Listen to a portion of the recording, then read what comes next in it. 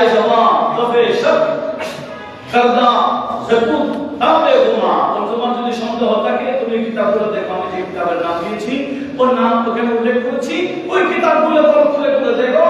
তাদের কদমের চুমো খাওয়ার বিষয়ে একটু ধরে বলি সুবহানাল্লাহ। উনি আর বলতেছেন তার হুকমে আরাস নবী সাল্লাল্লাহু আলাইহি ওয়াসাল্লাম দিকে আরাসে বুঝা। আমরা যে উরুস হয়, খানাকাতে উরুস হয়, মসজিদে উরুস হয়, এই উরুসগুলো নাজায়েজ করার কোনো সাহস আছে না। কিন্তু আমাদের সমাজের মধ্যে উরুস নামে এমন কতগুলা বর্ণনামি চলে যেগুলো জায়েজের পক্ষে আমরাও দিতে পারি না।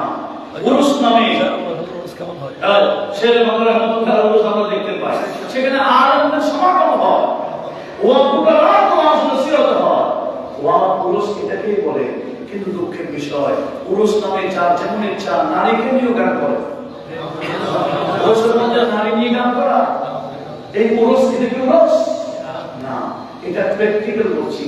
আমাদের প্রিন্সিপাল অধ্যক্ষ জালালউদ্দিন খান রহমাতুল্লাহ আলাইহি যেদিন ইন্তেকাল করেছেন ঢাকায়, সেখানে আমি বাদশাহপুর আমাদের আবু সিদ্দিক রহমাতুল্লাহ মাজার যেখানে আছে, এখানে আশেপাশে আমার মাজার ছিল, আমার লোক কি ওয়াজ নসিহতের প্রোগ্রাম ছিল, বিশাল প্যান্ডেল, এই খানাকাতে অনেক বড়। তো দেখতেছি অর্ধেক ঘুরাইনি, বছর হুজুর প্রতি বছর মা পড়ে বাইরে জায়গা, এবছর কবে যেখানে জানেন কোনো মুখের উরুস হচ্ছে, এখানে মহিলা গায়ক আসতেছে, কি আসতেছে? মহিলা গায়িকা, যার কারণে মানুষের দিকে ছুটে গেছে, এদিকে আমাদের মাহফিলে মানুষ নাই। কিন্তু না, উরুস জায়েজ বলে যেমন ইচ্ছা তেমন উরুস করা যাবে না। শেরে বাংলা রহমাতুল্লাহ উরুসের পক্ষে এখানে কলম ধরেছেন, তবে ওই উরুস করতে হবে, কেমনে করতে হয় আমরা তো জামিয়ার ময়দান থেকে প্র্যাকটিক্যাল দেখাচ্ছি। কথা বলুন ঠিক কি? আল্লাহ সবাইকে এই বিষয়ে সতর্ক থাকার তৌফিক দিন, আমিন বলেন। আর বলেন বিশুদ্ধ বয়ানে ইস্তিআনাতে আসমাবিয়া ওয়া আউলিয়া, বলে আম্বিয়া কেরাম থেকে আউলিয়া কেরাম থেকে সাহায্য প্রার্থনার বিষয়ে শেরে বাংলা আলাদা কোর্স করেছে। এই আকীদা আমাদের আছে কিনা? হ্যাঁ, আল্লাহ নবীদের থেকে সাহায্য চাওয়া, নবীদের থেকে সাহায্য চাওয়া, অন্য সাহায্য করেন কে? আল্লাহ। নবীদেরকে ওলিদেরকে সাহায্যকারী বানাইলেন কে? অনেক বান্দারা বলে না এটা শিরক হবে। কেন?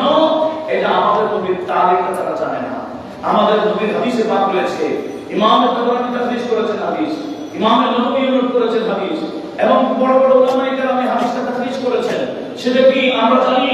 আমার নবী বলেছেন ইদাম ফারাদাত তাওয়াত হাদিকুম বিবাইদানিন ফালা, ফারাত ময়দানে তোমার যদি ঘোড়া চলে যায়, হাত চালা হয়ে যায়, যেখানে কেউ নাই, তো তুমি তো ঘোড়ার পিছনে সুযোগ নিতে পারবে না দৌড়ে, তো কি করবা?